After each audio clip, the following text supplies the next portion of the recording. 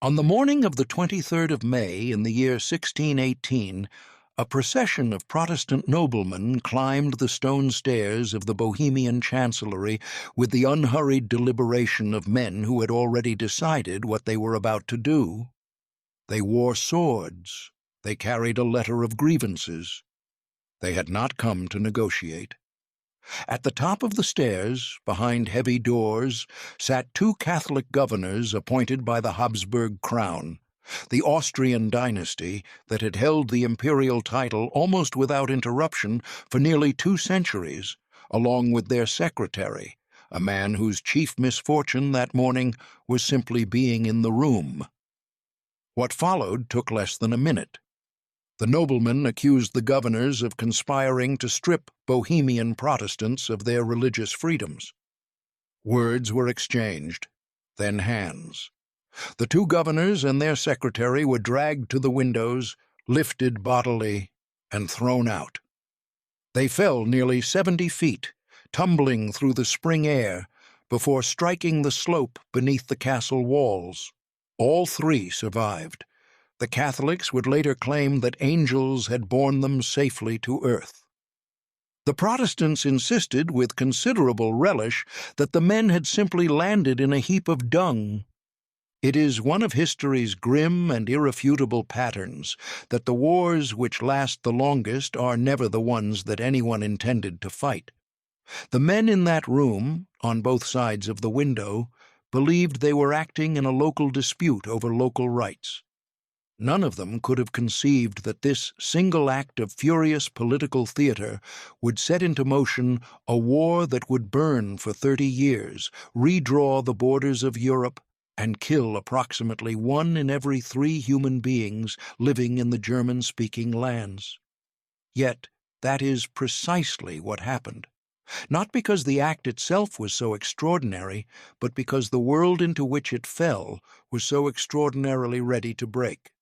To understand why, one must look not at Prague in 1618, but at the century that preceded it.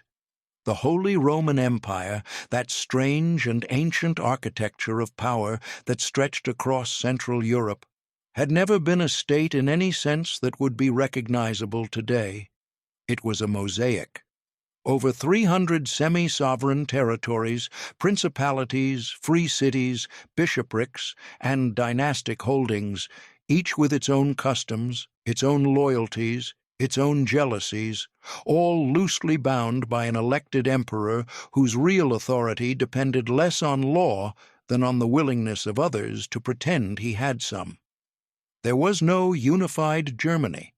The word referred not to a nation, but to a vast, fractured geography of German-speaking peoples stretching from the Baltic coast to the Alps, from the Rhine to the borders of Poland.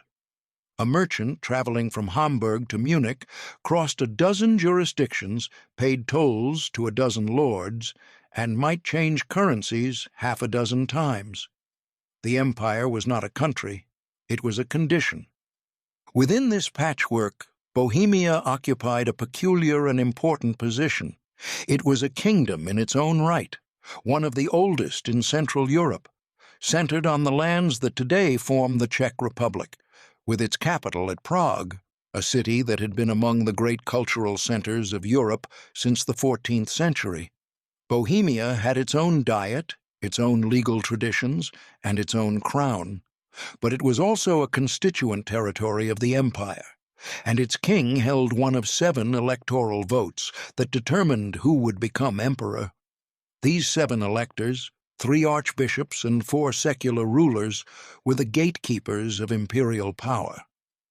To control Bohemia was to hold a key to the imperial succession itself. And Bohemia, perhaps more than any other territory in the empire, had a tradition of religious independence that stretched back 2 centuries to the Hussite Wars, when Bohemian reformers had challenged Rome long before Luther was born. For centuries, this patchwork arrangement had endured not because it functioned well, but because the one thing its members shared was a common faith, and faith, however imperfectly practiced, has a way of papering over the cracks in any political arrangement. When Martin Luther nailed his theses to a church door in Wittenberg in 1517, he did not merely challenge the theology of the Catholic Church. He tore the paper off the cracks. What followed was not a clean schism, but a slow, spreading fracture. Princes who had chafed under both papal taxation and imperial meddling found in Lutheranism not only spiritual liberation, but political opportunity. To break with Rome was to claim authority over one's own clergy, one's own church lands, one's own revenues. The Reformation moved through the German-speaking world along the channels of power as much as the channels of conscience, and within a generation, the religious map of the empire had become ungovernable by any single authority. By mid-century, entire regions of northern Germany were Lutheran. Catholic strongholds persisted in Bavaria, Austria, and the ecclesiastical territories along the Rhine. Between them lay a patchwork of mixed communities, contested jurisdictions, and simmering resentments held in check by nothing more durable than habit and exhaustion.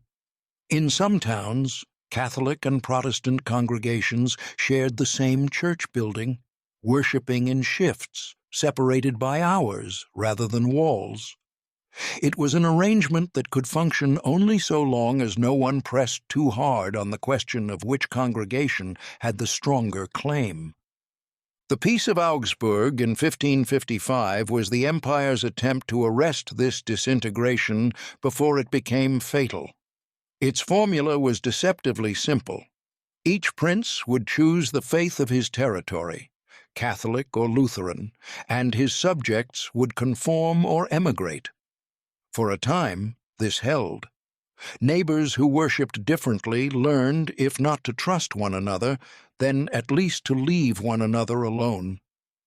But Augsburg carried within it a silence that would prove more destructive than anything it said aloud. It recognized only two confessions. It made no provision for Calvinism, the more radical strain of Protestantism that had emerged from Geneva under the influence of John Calvin, and which rejected not only Catholic theology, but much of Catholic political culture, and which was already spreading through the Rhineland, the Palatinate, and into Bohemia with a fervor that neither Rome nor Wittenberg could contain. It said nothing about what would happen if a Catholic bishop converted to Protestantism and attempted to carry his ecclesiastical territory with him, a scenario that was not hypothetical but had already begun to occur. And it offered no answer to the question that every compromise eventually faces: what happens when one side decides the compromise was a mistake? The answer arrived not as a single crisis, but as a slow accumulation of provocations. In 1606, Catholic authorities in the free city of Donauwörth suppressed a Protestant procession, triggering riots. The emperor intervened on the Catholic side, and the city was handed to Maximilian of Bavaria. Protestant princes, alarmed by this precedent, formed the Protestant Union in 1608, a defensive alliance led by Frederick IV of the Palatinate. Within a year, Catholic princes responded with the Catholic League, organized and funded by Maximilian. The empire had divided into armed camps. Diplomacy continued, but it moved in the shadow of arsenals. Every territorial dispute, every disputed succession, every quarrel over a church or a monastery now carried the potential to trigger a confrontation between two alliances whose memberships overlapped with the religious divide almost perfectly. Trust between confessions had thinned to ritual. By the early 1600s, that question had a name. Ferdinand of Styria was a Habsburg prince raised by Jesuits, the intellectual shock troops of the Counter-Reformation, an order founded expressly to reclaim the ground that Catholicism had lost to Protestant advance. He was shaped entirely by the conviction that the Reformation was not a political reality to be managed, but a heresy to be reversed.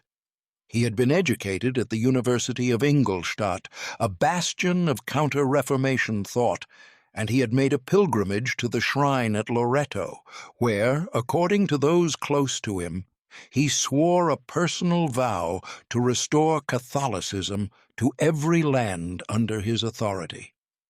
This was not posturing. Ferdinand meant it. When he ascended to the Bohemian throne, he inherited a kingdom whose Protestant majority had been guaranteed religious liberty by a royal charter known as the Letter of Majesty, granted in 1609 by his predecessor Rudolph II. Ferdinand regarded that charter the way a patient man regards a lease on a property he intends to reclaim. He did not revoke it immediately.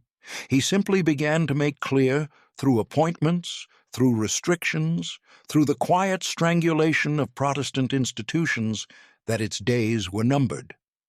It was this slow tightening, this steady erosion of a promise made in ink and sealed by a crown, that brought those armed noblemen up the stairs of Prague Castle on a cold May morning, convinced that if they did not act now, there would soon be nothing left to act for. The immediate aftermath of the defenestration was, by the standards of what would follow, almost orderly. The Bohemian estates, having committed an act that could not be taken back, moved quickly to organize themselves. They established a provisional government of 30 directors, expelled the Jesuits from Bohemian territory, and raised an army. They were acting, they believed, within their ancient rights. Bohemia had a long tradition of electing its own kings, and if the current king had violated his oath to uphold the laws and liberties of the kingdom, then the estates had every legal basis to replace him. In the summer of 1619, they did precisely that.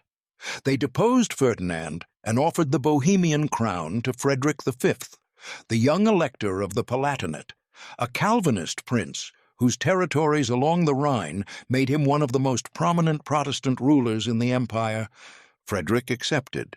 It was the most consequential miscalculation of the 17th century. He arrived in Prague in the autumn of 1619 with his wife, Elizabeth Stuart, daughter of the English king. The couple entered the city to celebrations. Bonfires lit the streets. Church bells rang. Frederick was crowned in St. Vitus Cathedral, within the very castle complex from which the Catholic governors had been thrown just 16 months earlier. Prague was jubilant. But jubilance is not the same as strength, and nearly everything that Frederick believed about his position was wrong. The logic that led him to Prague was, on its surface, entirely rational. He was being offered a crown. The Bohemian Protestants needed a champion.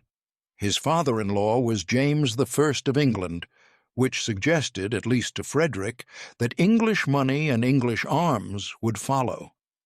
The Protestant Union, that loose alliance of German princes formed in 1608, would surely rally behind one of its own. And the Catholic Habsburgs, beset by threats on multiple borders, could hardly afford a prolonged war over a single kingdom. Every one of these assumptions proved wrong.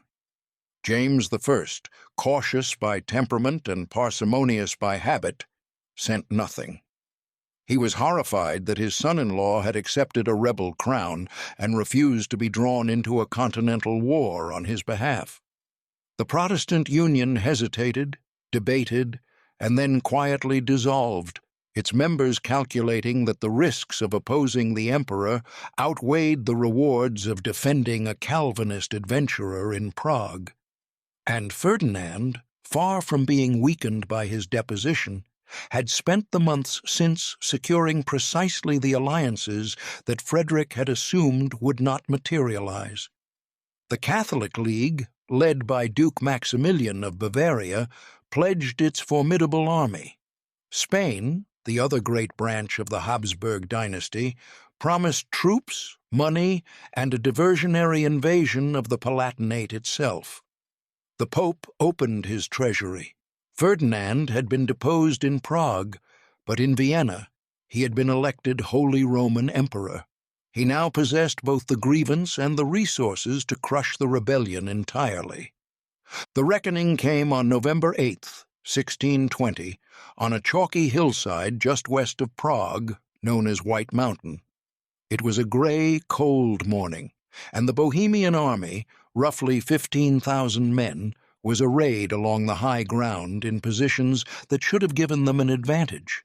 They had numbers, they had terrain. What they did not have was cohesion.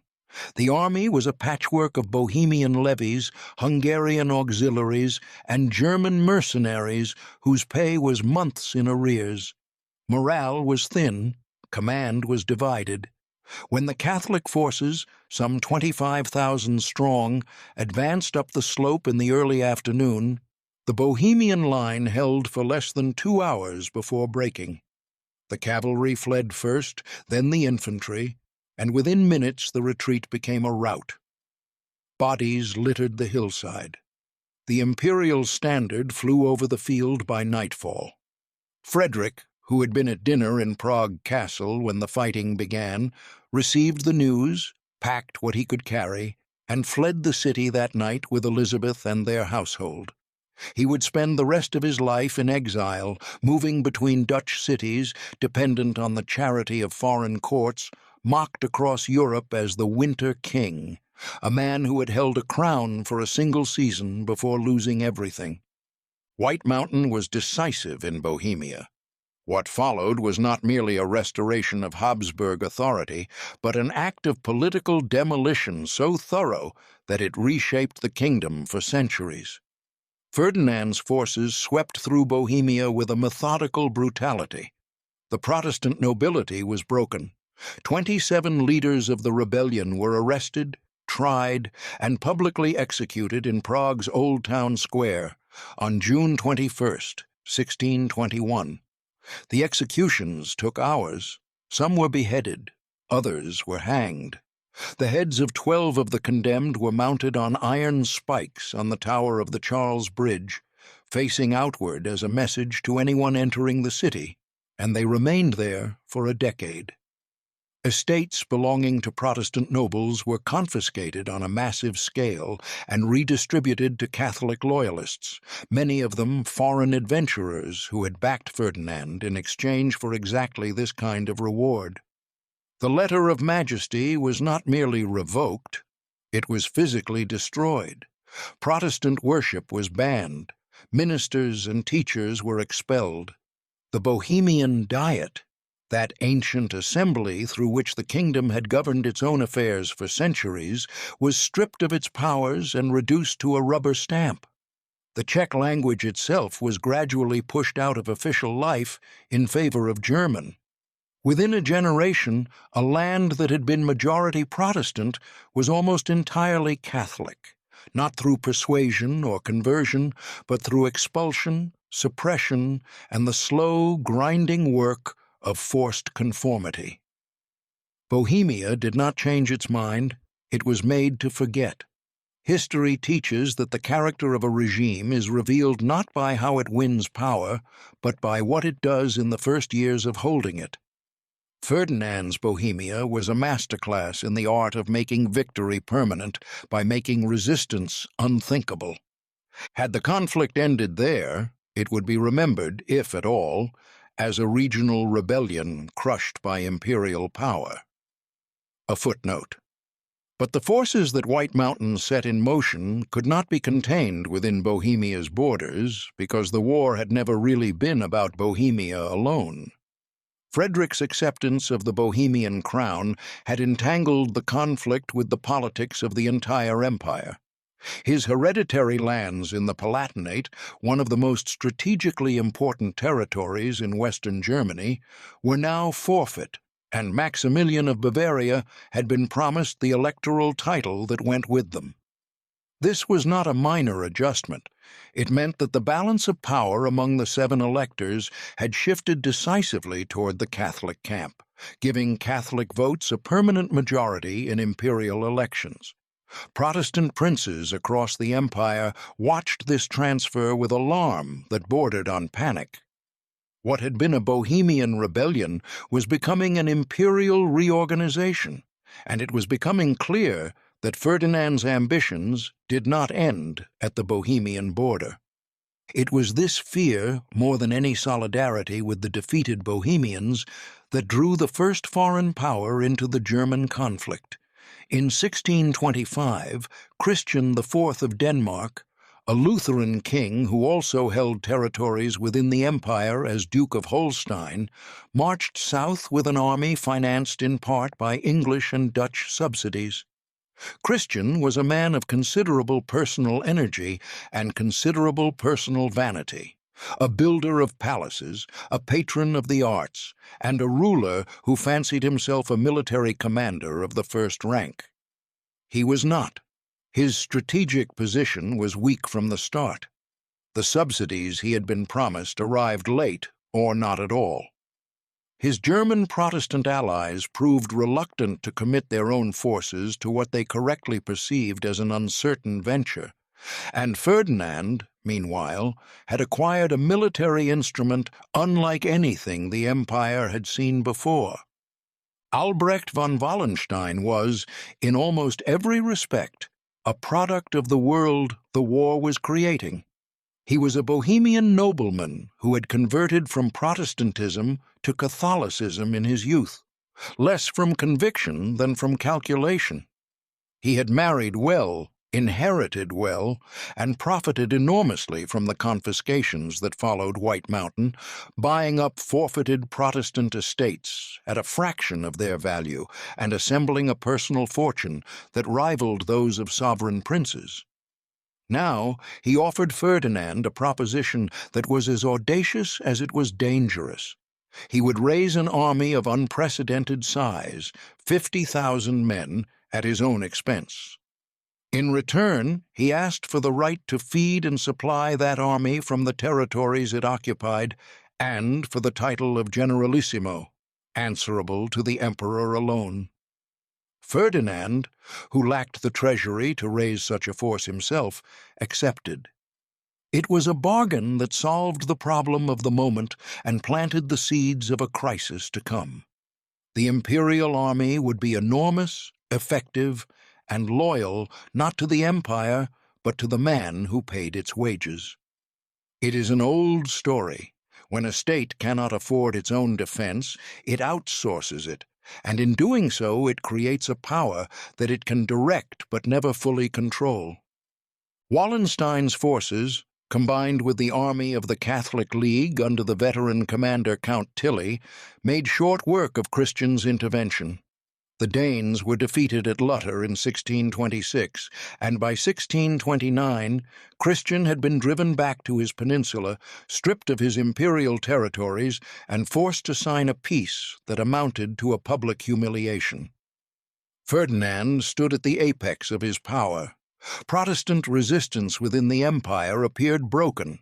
Catholic armies occupied territories from the Baltic to the Alps.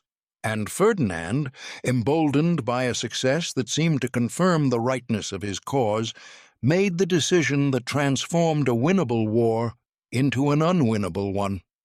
The Edict of Restitution, issued in March 1629, ordered the return of all church lands that had been secularized by Protestant rulers since 1552.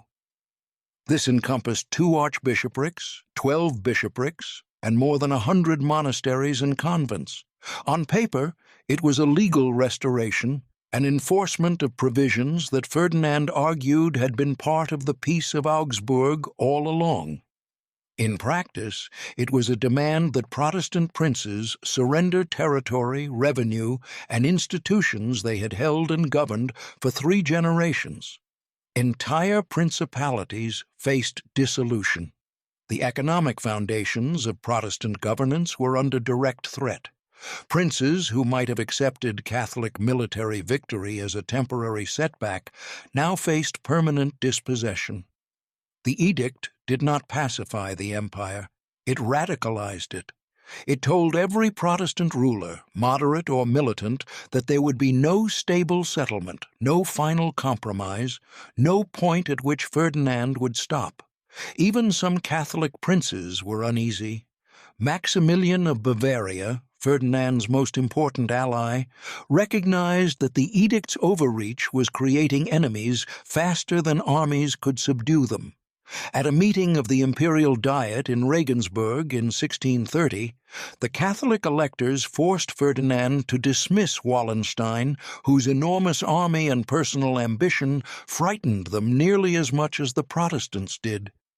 Ferdinand complied, stripping away his most powerful military asset at the very moment when a new and far more dangerous threat was assembling across the Baltic Sea.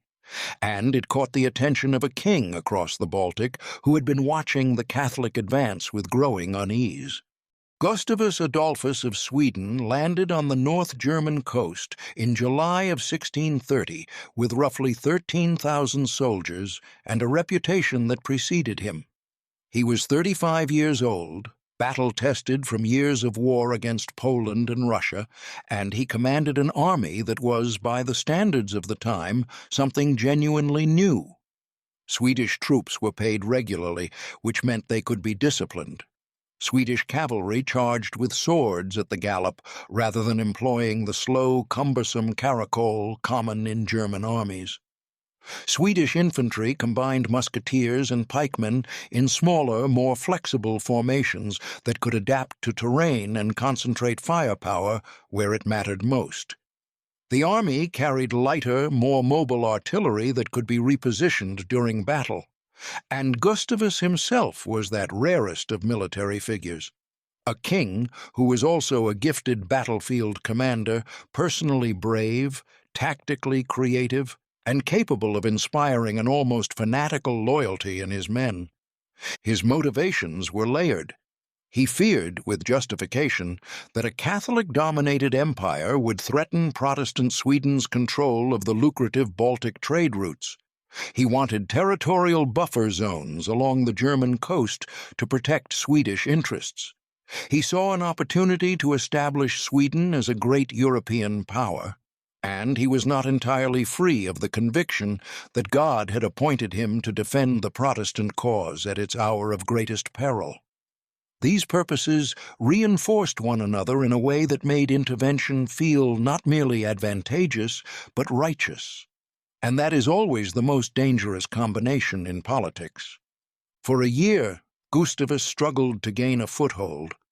German Protestant princes, burned by the failure of every previous champion, were reluctant to commit. The Elector of Saxony, the most powerful Lutheran ruler in the empire, kept his distance.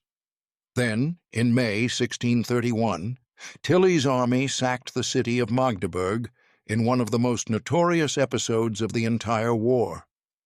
Magdeburg was one of the great Protestant cities of northern Germany, wealthy, defiant, and strategically positioned on the Elbe. It had declared for the Swedish cause and refused imperial demands to submit. Tilly besieged the city for months. When his troops finally breached the walls on May 20th, what followed was not a conquest, but an annihilation. The soldiers, many of whom had gone unpaid for months, fell upon the city in an orgy of looting, murder, and arson that lasted 3 days. Fires, whether set deliberately or sparked in the chaos, spread through the tightly packed streets until most of the city was engulfed. By the time the flames subsided, Magdeburg was a ruin. Of a population of roughly 30,000, perhaps 5,000 survived. The cathedral, one of the few stone structures to withstand the flames, sheltered a fraction of the refugees. The rest were dead, scattered, or had fled into the surrounding countryside with nothing. The destruction of Magdeburg sent a shockwave through Protestant Germany. It was not merely a military defeat. It was a demonstration of what refusal could cost, and it accomplished the opposite of what Ferdinand had intended. Rather than terrifying Protestant princes into submission, it convinced them that accommodation with the emperor was no longer safe. Saxony allied with Sweden. Brandenburg followed. Gustavus suddenly had both a cause and an army large enough to carry it. The transformation was swift and stunning. At Breitenfeld, near Leipzig, in September 1631, Gustavus met Tilly's army on an open plain. It was the largest battle fought in Europe in living memory, with nearly 70,000 men on the field. The Catholic forces routed the Saxon contingent on the Allied left wing within the first hour, sending the Elector of Saxony himself fleeing from the battlefield. Tilly, a veteran of dozens of engagements and the architect of Catholic military dominance for over a decade, believed the battle won.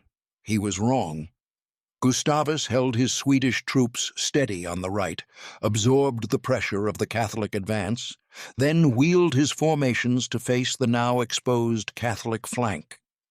What followed was a textbook demonstration of the new Swedish tactics. Mobile artillery raked the imperial lines, while cavalry charges broke their cohesion, and disciplined infantry closed in with a combination of musket fire and pike that the older, more cumbersome Catholic formations could not answer. Tilly's army, the instrument that had crushed Bohemia, Denmark, and every Protestant force it had faced for a decade, was broken in an afternoon. Tilly himself was wounded and withdrew, carrying with him the knowledge that the war had fundamentally changed character. What followed was a campaign that shocked Europe. Swedish forces swept south through the German heartland. Gustavus marched into Bavaria. He occupied Munich. He wintered on the Rhine. Catholic princes who had considered the war all but won found Swedish troops quartered in their capitals, Swedish tax collectors in their treasuries.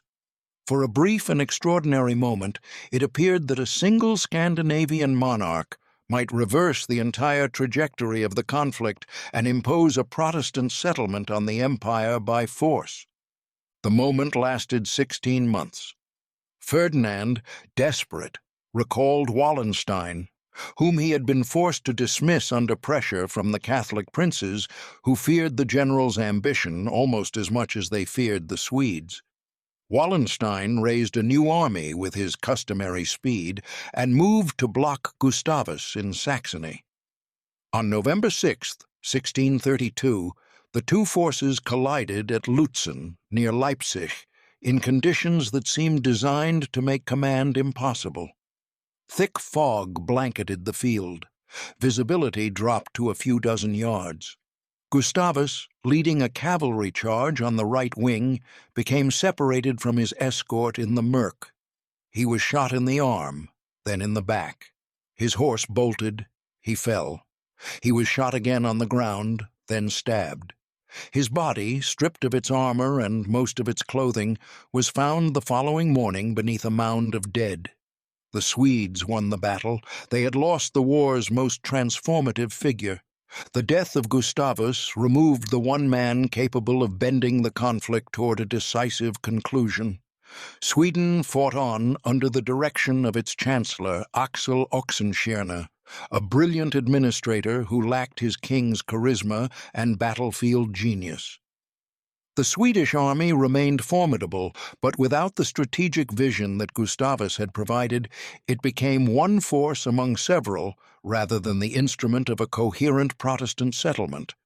In 1634, a combined imperial and Spanish army inflicted a devastating defeat on the Swedes at Nordlingen in southern Germany, shattering the aura of invincibility that Breitenfeld had created. Protestant German princes, seeing Sweden weakened, began to peel away. The Elector of Saxony signed a separate peace with the Emperor at Prague in 1635, and many other Protestant states followed. For a moment it appeared that the war might end on terms favorable to Ferdinand, but the war had developed its own logic, and that logic resisted resolution. Wallenstein, whose loyalty to Ferdinand had always been transactional, had sensed the drift toward stalemate even before Nordlingen, and had begun secret negotiations with the Swedes, the Saxons, and the French. Whether he intended outright betrayal or merely sought leverage to impose a peace on his own terms has been debated for 4 centuries. Ferdinand did not wait for an answer. In February of 1634, a group of officers acting on imperial authority cornered Wallenstein in the town of Eger and killed him. The empire's greatest general was murdered not by the enemy but by the system he had served, a system that could neither trust him nor afford to lose him. And still the war continued, propelled now by a force that had been watching from the west with cold and patient attention. Cardinal Richelieu, the chief minister of France, was the most paradoxical figure in the conflict. He was a prince of the Catholic Church who would ally with Protestant Sweden. He served a devoutly Catholic king, Louis XIII, while working systematically to prevent Catholic Habsburg dominance in Europe. His reasoning was not theological but geometric. The Habsburg family controlled Spain, the Spanish Netherlands, large portions of Italy, and now appeared to be consolidating its grip on the Holy Roman Empire. Draw those possessions on a map, and France sat in the middle, encircled. Richelieu did not care who worshipped what. He cared about the balance of power. He had been funding Swedish operations with French silver for years, but by 1635, with Sweden weakened by the loss of Gustavus and a Catholic resurgence threatening to undo the Protestant gains of the previous decade, he concluded that subsidies were no longer sufficient. France declared war on Spain directly, and French armies entered the German conflict on the side of the Protestants. The entry of France was the turn from which there was no recovery. The war that had begun as a Bohemian rebellion expanded into an imperial religious conflict, and drawn in Scandinavian intervention, now became a general European war between the two greatest dynastic powers on the continent. France and Spain fought each other in the Low Countries, in Italy, on the Pyrenees, and across the already ravaged landscape of Germany. The original causes of the war, the window in Prague, the letter of majesty, the rights of Bohemian Protestants, had long since ceased to matter to anyone with the power to stop the fighting. What mattered now was territory, dynastic prestige, and the exhaustion of rivals. Richelieu did not live to see the end of the war he had widened. He died in 1642, followed by Louis XIII 5 months later. But French policy survived them both. Cardinal Mazarin, Richelieu's successor, prosecuted the war with the same strategic logic and the same indifference to its human cost. French armies, commanded by generals like Turenne and the young Duc d'Enghien, won decisive victories that shattered Spain's reputation for military invincibility. At Rocroi in 1643, d'Enghien destroyed the legendary Spanish army of Flanders, the finest infantry in Europe, in a battle that announced France's arrival as the continent's dominant military power. But these victories, however consequential for the balance of European power, brought no relief to the people of the German-speaking lands. The war had become self-sustaining, a machine that consumed resources and produced suffering with an efficiency that no one directed, but no one could halt. And it was the German-speaking lands that paid the price. The armies that crisscrossed Central Europe for 3 decades were not, for the most part, national forces sustained by royal treasuries and organized supply lines. They were mercenary enterprises, vast mobile economies of soldiers, camp followers, sutlers, prostitutes, servants, and scavengers that fed themselves by consuming the territories they moved through. A regiment on the march was less like a military unit than a migrating city, with its own internal economy, its own social hierarchies, and an insatiable appetite for food, forage, and shelter. When these armies arrived at a town or village, the result was not merely requisition, but systematic extraction. Livestock was seized. Granaries were emptied. Anything of value, tools, clothing, metal, furniture, was taken or sold. If the inhabitants resisted, the extraction was accompanied by violence. If they did not, The extraction was merely ruinous. Soldiers who had not been paid in months took their compensation directly from the civilian population. The practice was so routine that it had its own vocabulary. Brandschatzung, literally fire taxation, was the payment a town made to an army to avoid being burned. Contribution was the ongoing tribute exacted from occupied territories. Einquartierung, billeting, meant not just housing soldiers, but feeding them, their horses, their servants, and their women. A single regiment quartered in a small town for a winter could consume everything the town had stored for the year, leaving the inhabitants to face the spring with nothing. The cycle was devastating and self-reinforcing. War destroyed agricultural capacity. Destroyed agriculture created famine. Famine weakened populations and made them vulnerable to disease. Plague, typhus, and dysentery swept through regions that had already been stripped of the resources needed to survive them. Depopulated towns could not rebuild. They could not plant. And they could not resist the next army that passed through, which might arrive the following month, or the following season, or the following year. There was no front line in this war. There was only territory that had been eaten and territory that had not yet been eaten. Civilization, it turns out, is not a permanent condition. It is a set of habits maintained by institutions, and when those institutions are destroyed, the habits vanish with a speed that would have shocked the people who once took them for granted. The Duchy of Württemberg lost 3/4 of its population. Brandenburg lost half. Mecklenburg and Pomerania were so thoroughly ravaged that whole villages ceased to exist, not as metaphor, but as cartographic fact. They vanished from maps and were never resettled. In the Palatinate, the lands that Frederick had once ruled, the population fell by perhaps 80%. Contemporary accounts from travelers and officials describe landscapes in which one could walk for days without encountering a living soul, passing through villages where roofs had collapsed, where fields had returned to scrub, where the only inhabitants were feral dogs and crows. A Bavarian nun named Clara Steger kept a diary throughout the war, recording in plain and harrowing detail the successive waves of soldiers who appeared at her convent's gates, the seizures of food and livestock, the slow starvation that followed, the bodies in the roads. Hers was one voice among thousands. Across the German-speaking lands, ordinary people documented what was happening to them in diaries, letters, parish records, and petitions that would go unanswered. They understood, even if the princes who made the decisions did not, that what was happening was neither natural disaster nor divine punishment. It was the predictable consequence of a system that had placed the ambitions of rulers above the survival of the people those rulers claimed to govern. The numbers, even by conservative modern estimates, are staggering.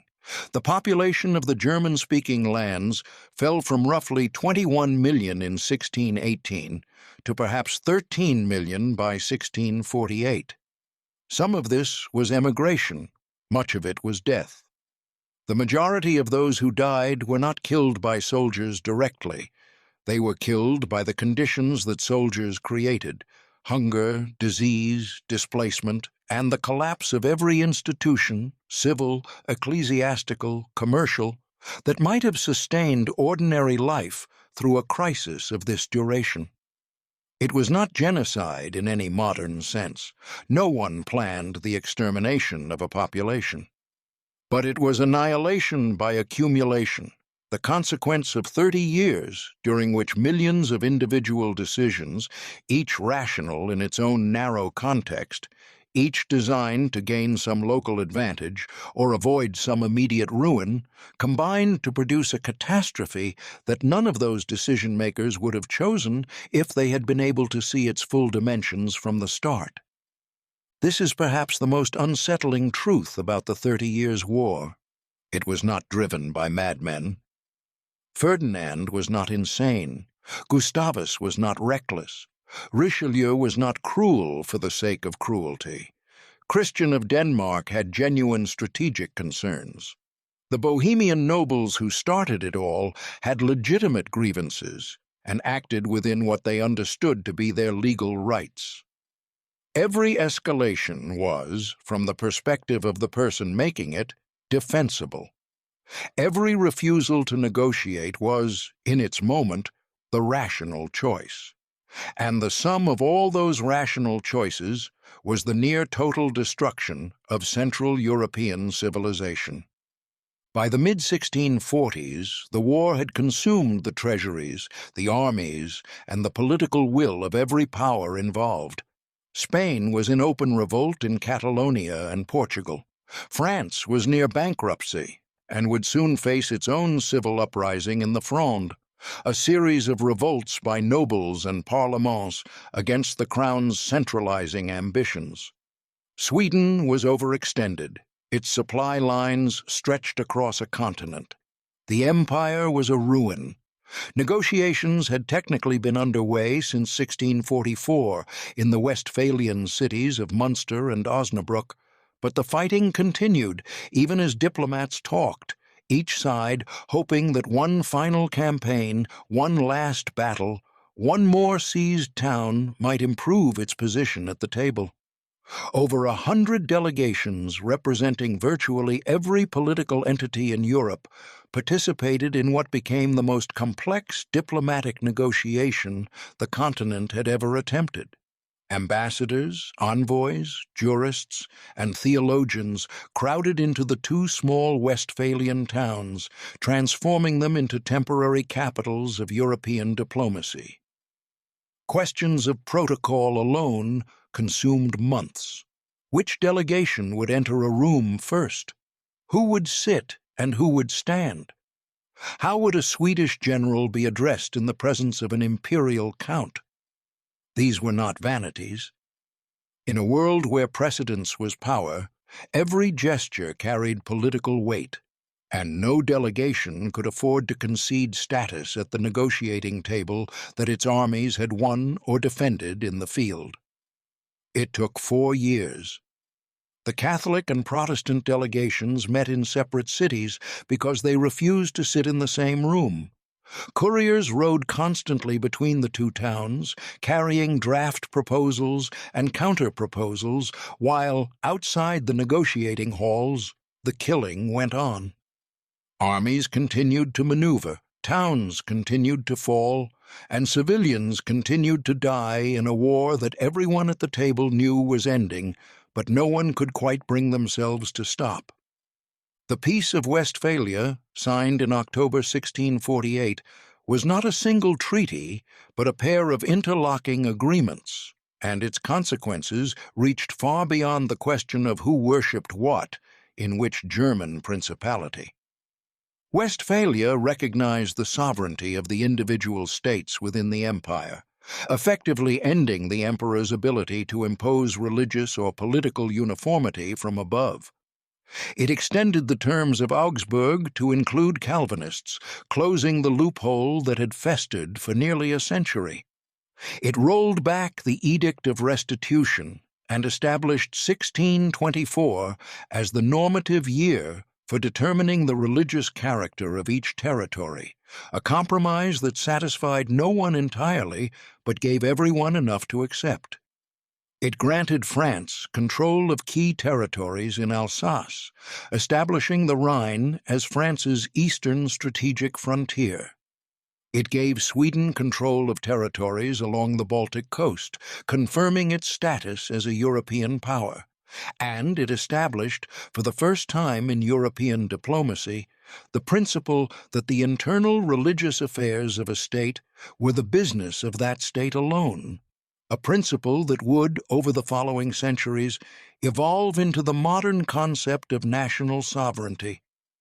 The world that emerged from Westphalia was not one of shared faith or common purpose.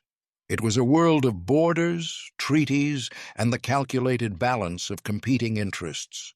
It was, for better or worse, the world we still inhabit. But the peace came to a land that had been, in many places, emptied of the people who might have celebrated it. Entire regions of what is now Germany would not recover their pre-war population levels until the 18th century, some not until the 19th. The economic damage was so deep that historians have debated whether it permanently altered the trajectory of the German-speaking world, delaying its political unification and economic development by generations compared to France and England. The cultural scars persisted longer still. A literature of lamentation emerged in the decades after the war, an outpouring of grief and bewilderment from survivors, attempting to comprehend how a civilization that had considered itself Christian, rational, and ordered had consumed itself so completely. Hans Jakob Christoffel von Grimmelshausen, a man who had been swept into the war as a child soldier, published a novel called Simplicissimus in 1668 that remains the most vivid literary testimony of the conflict, a picaresque journey through a world in which every institution, every authority, every article of faith has been ground to dust by the machinery of war. It is a book that could only have been written by someone who had seen everything, believed in nothing, and survived by accident.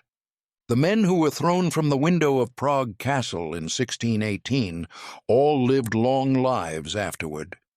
Wilhelm Slavata, the most senior of the two governors, went on to hold high office in the reconquered Bohemia for decades. Yaroslav Borita of Martinique retired to his estates and died peacefully.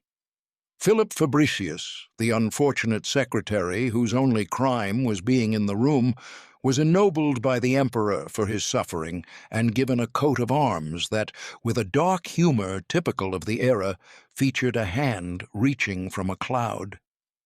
They survived their fall. Their world did not. The community of faith and custom and grudging coexistence that had held the empire together, imperfectly and precariously, for centuries, was gone. In its place stood something new, a system of sovereign states, defined not by shared belief, but by mutual exhaustion and the memory of what unchecked ambition could cost. The Holy Roman Empire survived in name for another century and a half, but it was a shell. Real power now resided in the individual states, in Brandenburg, Prussia, in Saxony, in Bavaria, in the Habsburg lands, each pursuing its own interests within a framework of treaties and counterbalancing alliances. The dream of a unified Christian empire in Central Europe, already fading before the war, was buried in the mass graves that dotted the countryside from the Baltic to the Danube. What remained was a question that the Peace of Westphalia answered in practice, but never resolved in principle. How do peoples of different faiths, different loyalties, and different visions of the good life share a continent without destroying one another? The 17th century's answer was sovereignty, borders, and the mutual agreement to stop trying to save each other's souls by force. It was not an inspiring answer, but it was arrived at only after every inspiring answer had been tried and had produced mountains of the dead.